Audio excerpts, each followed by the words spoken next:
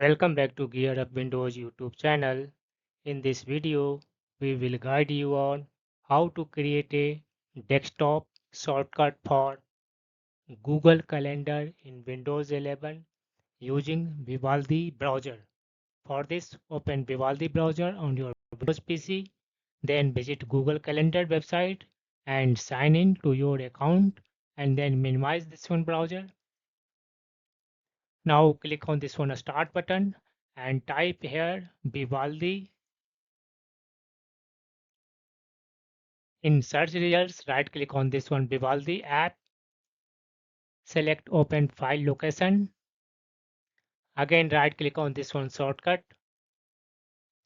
select open file location. Now you will find Vivaldi application, right click on it, select copy as path. Now click on the free space on the desktop, select here new and then shortcut option, paste the copied path, then put one space, then hyphen, then type URL, again put one space. Now copy the address of the Google Calendar from Vivaldi browser and paste it at the extreme end in the location box. Then click on this one next button, name it Google Calendar.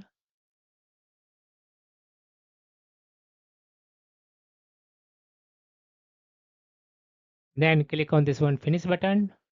This will create a desktop shortcut for Google Calendar.